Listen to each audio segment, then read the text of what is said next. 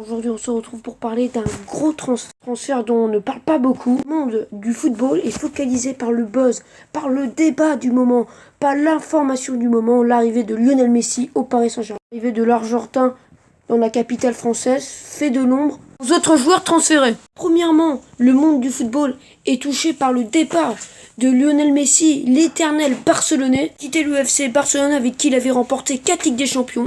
Coup sur coup avec son arrivée au Paris Saint-Germain. Pourquoi l'arrivée de Lukaku ne fait pas couler beaucoup d'encre ni de salive? L'arrivée du Diable Rouge n'est pas très médiatisée. Pourtant, les éléments étaient présents pour faire du bruit, qui fait partie des meilleurs avancements du monde avec Lewandowski, Haaland et autres. Chelsea, le vainqueur de la Ligue des Champions et de la Super Coupe d'Europe. Bon, dans cette vidéo, on va pas se focaliser sur le bruit qui a été fait ou non autour de ce transfert. On va faire une analyse tactique sur le Diable Rouge. On sait d'ailleurs, avant de rentrer dans la palette tactique, on va commencer à regarder sa carrière. Un parcours qui est assez british, c'est anglo-saxon. Belge qui a marqué 24 buts cette saison avec l'Inter Milan en Serie A, le deuxième meilleur buteur de la Serie A, qui a gagné le Scudetto, qui a joué 8 saisons sur 14 en professionnel en Angleterre. Après 2 saisons avec plus de 15 buts, le championnat belge avec Anderlecht, le club où il s'est révélé. À Chelsea lors de l'année 2000, une saison entière avec Chelsea. Le jeune Belge, lors de cette saison, seulement 12 matchs avec Chelsea. La saison suivante, il effectuera une grosse saison avec West Bromwich, prêté par Chelsea. Il aura 17 buts en Première Ligue, ce qui est un record pour un joueur de West Bromwich sur une saison en Première Ligue. Superbe saison avec West Bromwich, il a l'envie de percer, de s'imposer avec Chelsea de la saison 2000. La pré-saison, il effectua de très bons matchs de préparation. Le problème pour Romelu Lukaku, c'est qu'il est barré par la concurrence. 3 attaquants de haut niveau: Fernando Torres, Samuel Eto'o et Demba. C'était José Mourinho qui a entraîné Chelsea cette saison à Madrid en 2011, à l'époque où José Mourinho entraînait le club madrilène. C'est Romelu Lukaku pour sa première grosse saison avec Anderlecht. Les parents de Romelu Lukaku avaient demandé à Romelu Lukaku de rester à Anderlecht car ils voulaient qu'il continue ses études en Belgique. Lukaku devient seulement un 4e choix derrière Eto'o, derrière Fernando Torres et derrière Demba, qui finira cette saison-là avec 14 buts avec Chelsea, 41 matchs. Finalement, c'est 13 buts exactement. Lukaku sera finalement prêté le dernier jour du mercato à Everton. Cette saison 2013, en prêt avec Everton, il inscriva 23 buts en 41 matchs, toute compétition confondue, par s'engager avec Everton. Il démonta tous les chiffres, faisant preuve de régularité folle lors de ses 4 saisons avec Everton. D'ailleurs, le meilleur buteur d'Everton en première. Le meilleur buteur de la sélection belge s'engagea donc à Manchester United. Il fera 2 saisons assez moyennes. Pour la deuxième où il marqua 12 buts sous les couleurs des Red Devils. Un but très important lors du 8e de finale retour face au Paris Saint-Germain. De la super remontée des joueurs de Manchester United. Avec un 4-4-2 assez bas qui avait mis en place Ole Gunnar Solskjaer. Saint-Germain était dans un 4-2-3-1 qui se transformait en 3-2-5 en phase de possession. Vous pouvez voir Kehrer et Marquinhos sortir balle au pied. Le Belge, très à l'aise sur penalty, a donc, après ses 2 saisons avec Manchester United, signe à l'Inter Milan. Ce sera 2 saisons. D'ailleurs, un joli palmarès avec l'équipe entraînée par Antonio Conte. Liste de la Ligue Europa et vainqueur du Scudetto en 2020. Mais techniquement, Romelu Lukaku, ça donne quoi? Principale qualité du Belge, la finition, vitesse d'exécution, notamment pour se retourner. Trouver notamment dos au but, il peut se retourner très très vite s'il est près des buts. Joueur aussi très puissant, avec sa taille d'1m91 et son poids de 93 kg, Lukaku fait partie de ces fameux volants. Au pied, il peut aller très très vite quand il se déplace, notamment sur le côté. Avec le ballon, des rushs sur le côté, d'attirer les défenseurs. De remise dos au but. Milan, on pouvait souvent voir à la relance notamment Handanovic essayer de chercher directement le Belge. Le Belge peut après essayer d'aller chercher en profondeur Lautaro ou essayer d'écarter le ballon, de renverser le ballon sur le côté. Il peut être utilisé en appui pour notamment s'appuyer sur sa taille, sur son corps. Aussi une jolie qualité technique qui lui permet de pouvoir dribbler, de pouvoir passer les défenseurs puissants, qui peut passer avec sa vitesse les défenses. Marqué et mis dos au but, il peut se retourner avec sa puissance et sa vitesse d'exécution. Lui permet de passer en force. Moi, Romelu Lukaku, c'est l'un des attaquants, des avant-centres les plus complets du monde. Tout faire et c'est tout faire. Il peut être un appui dos au but, marqué de la tête et du pied, marqué sur penalty. C'est une vraie machine à attirer les défenseurs rien qu'avec sa présence. Au but et aussi à la passe. Notamment une belle vision de passe. Il a notamment fait cette saison 11 passes décisives. Il est très vite pour frapper, il peut notamment marquer de la manière contrôle-frappe. L'une des spéciales de Romelu Lukaku, c'est d'être trouvé dos au but. De se retourner très rapidement, prendre de vitesse le défenseur pour aller défier le gardien. Grâce à sa manière d'être fixé dos au but, grâce à sa vitesse pour se retourner avec sa puissance, il a donc le luxe de faire un 1 contre 1 avec le gardien. Ce type d'action, il fait la différence avec sa puissance, sa vitesse et aussi avec l'effet de surprise. Il surprend le défenseur avec cette envie de se retourner, de passer en force. Le passage en force comme on dirait au basket. D'avant-centre qui aurait été marqué comme ça, marqué à la culotte, mis dos au but avec le ballon, aurait essayé de remiser ou de jouer vers l'arrière. Mais lui non, il veut se retourner. Et apporter le danger dans la surface. Montrer cette vitesse d'exécution, cette vitesse pour se retourner quand il est dos au but, vitesse pour enchaîner, pour faire le contre-frappe, contrôler et enchaîner avec la frappe. On disait que Romelu Lukaku n'était pas prévisible, qu'il était imprévisible quand il était trouvé dos. La manie, dès qu'il est trouvé dos au but, de vouloir tout de suite se retourner avec sa puissance. Il fait que quand il est près de la surface de réparation, pour après enchaîner avec soit un 1 contre 1 avec le gardien, en tout cas enchaîner par une frappe. Quand il est près des buts, on voit qu'il y a pas mal de joueurs dans la surface, en tout cas pas mal de joueurs qui l'entourent, peut remiser pour un partenaire. Milan de Antonio Conte, pour casser des lignes, ils peuvent directement jouer, essayer de s'appuyer sur le grand belge Romelu Lukaku. Des fois, renverser le jeu sur les côtés vers un piston. Appuyer sur un milieu. Un petit peu du duo qui formait avec Lautaro Martinez. C'est qu'on voyait souvent Romelu Lukaku, qu'on pouvait voir descendre un peu plus bas. Lautaro Martinez, lui, gicle. Lui, fait un appel en profondeur pour être servi par Lukaku. Qui pourrait faire une passe vers l'Argentin. On peut voir ce genre de schéma. Ou l'inverse, on pouvait voir Lautaro qui tournait un peu autour de Romelu Lukaku. Profiter notamment de la manière dont Lukaku attire les défenseurs pour être assez libre avec le ballon. Et deux avant-centres, l'un des deux joueurs qui jouait plus bas, switché. Super duo manquera sans doute à la Serie A. L'Argentin et le Belge formaient vraiment une super doublette. Des petites images du match de l'Inter Milan face au Genoa qui évoluait dans un système à 3 défenseurs centraux. Intéressant, c'est qu'on voit que malgré les 3 défenseurs centraux, on voit Lautaro et Lukaku qui attirent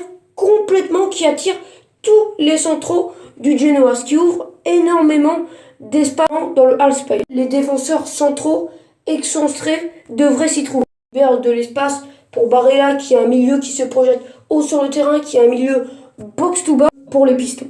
Qui dans l'Inter de Conte pouvait attirer notamment les latéraux qui se mettaient sur le couloir, ce qui laissait pas mal d'espace sur le côté, notamment pour Achraf Hakimi. On fait quand même assez piller dans ce mercato, avec notamment le départ de Conte, Lukaku qui vient à celle-ci, ou même de Achraf Hakimi qui a signé dans la capitale française, le Paris Saint-Germain, à Paris. Ce n'est pas fini, on parle notamment d'un départ de Lautaro Martinez. Revenons à nos moutons.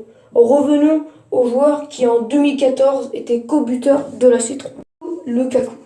Lukaku qui est d'ailleurs très à l'aise sur penalty. On pourrait même l'appeler un spécialiste. Parce que c'est quoi un spécialiste? Un spécialiste des penalties, on prend ses statistiques de réussite et on voit si c'est un spécialiste ou non. Spécialiste des penalties et fonction de ton taux de réussite, c'est mon avis.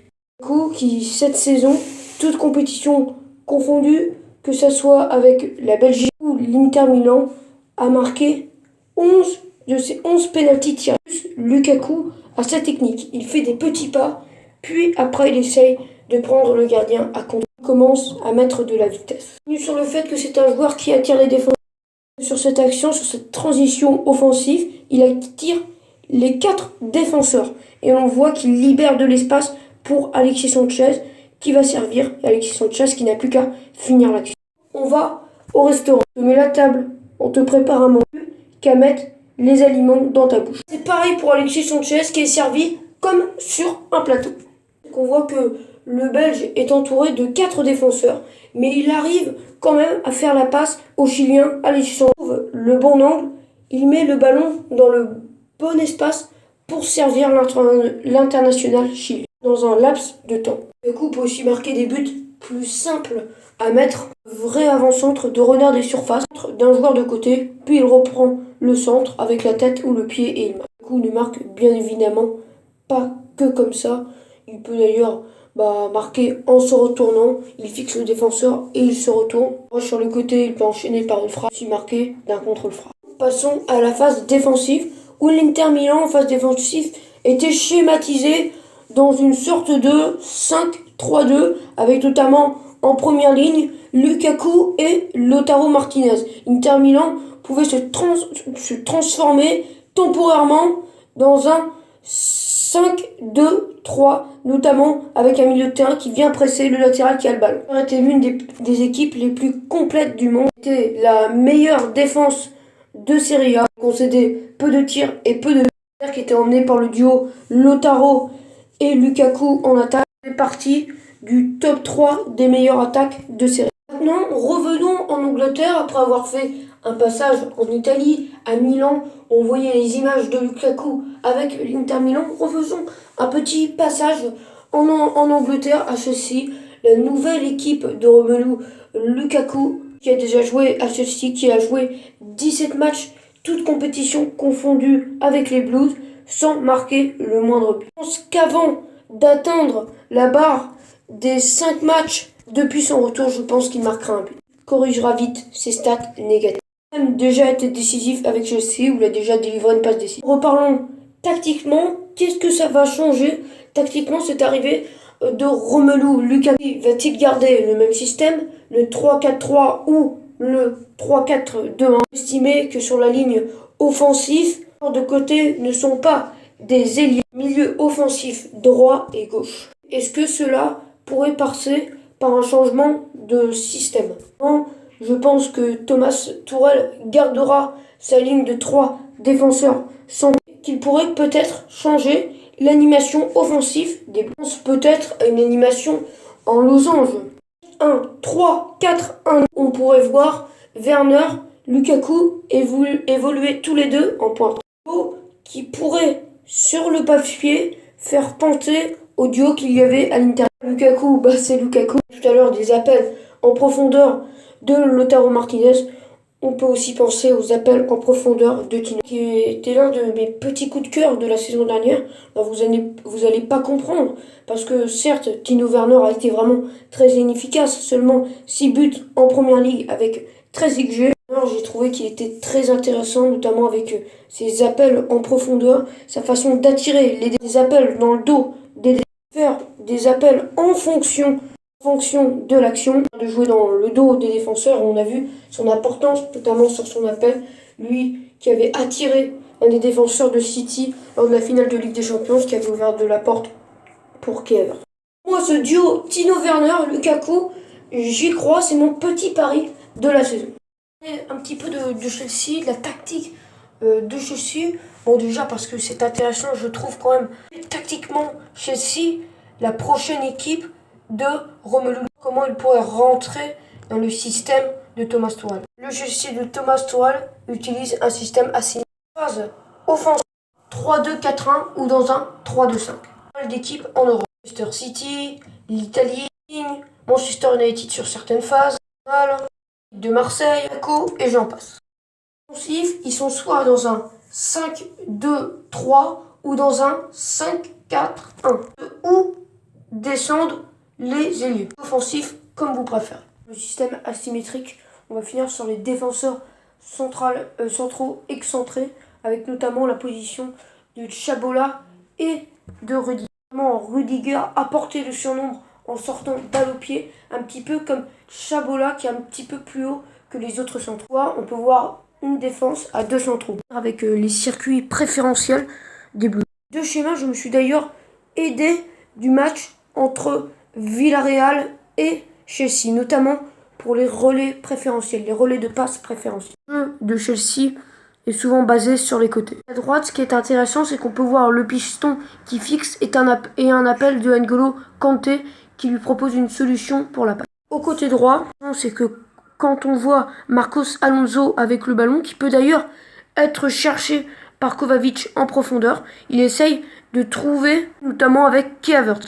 C'est que quand je vous disais que Timo Werner il faisait ses appels en fonction de l'action, on le voit directement, Timo Werner qui se déplace sur le côté pour apporter une solution au porteur de balle. Ce sera de voir avec Lukaku, est-ce que l'animation, est-ce que le système va changer? Est-ce qu'ils vont rester dans un 3-4-3, dans un 3-5-2 en losange, où je vois notamment Thomas Tuchel conserver son milieu à deux, Jorginho et Kanté, et voir soit Havertz et Ziyech en pointe haute. Le duo Lukaku-Werner en pointe. Il pourrait garder le même schéma, 5-4-1. Ziyech qui défendrait sur le côté et Timo Werner qui se déplacerait sur le côté. Il y aurait de la marche et des déplacements à faire, des efforts dans le remplacement pour ces deux joueurs-là. Je pense la seule solution, si Thomas Tuchel veut continuer à défendre, soit dans un 5-2-3 ou un 5-4-1 en phase défensive. Et si Tuchel veut conserver le même schéma, faire juste du joueur pour joueur, je pense Timo Werner sur le banc et Lukaku en pointe. Est une solution, est une idée qui reste quand même très probable. Normal, pour pas changer toute son animation. Un joueur qui est en plus très inefficace. Je parle bien évidemment de Timo Werner. Évoluer en pointe. Il n'a pas envie de faire sortir Pulisic de son 11, ni Kai Havertz. À mon avis, je pense qu'il va plus pencher sur garder son schéma et faire, je pense, du joueur pour joueur. Vous, votre avis, c'est lequel? Dites-moi en commentaire. J'ai envie de finir par une anecdote assez loufoque sur Romelu Lukaku. Je vous ai parlé de pas mal de records de Romelu Lukaku. Vous connaissez celui-là. Lukaku est le joueur qui a la plus grosse pointure en termes de chaussures. Chose du 48, le joueur avec les plus gros pieds. 5 championnats majeurs d'Europe. La Première Ligue, la Bundesliga, la Liga et la Serie A. Pied de Hulk, ce Lukaku, qui court dans un champ parce que sinon il va écraser les champignons, bien évidemment. L'analyse tactique sur Romelu Lukaku. J'espère que ça vous a plu, j'ai essayé d'être le plus complet possible. Allez voir mon blog, vidéo tactique sur le nouveau Mancunien, sur le nouveau joueur de Manchester City, Jack Grealish. Est-ce que ça vous tenterait une analyse tactique du genre comme celle-ci sur Romelu Lukaku sur Jack Grealish? C'était foot tactique. Pas de regarder les prédictions de Sache Tacticien. Essaye de se justifier et que j'essaye de commenter. Si vous êtes d'accord avec moi, mais pour moi il a tout faux sur toute la ligne. Je rigole bien évidemment, il y a des choses que je suis d'accord avec lui et d'autres sur le fait que le Paris Saint-Germain devrait remporter la Ligue. L'OM sera sur le podium, fera une moins bonne saison que la saison dernière. On fera une saison décevante, au vu de son recrutement qui n'est pas très actif.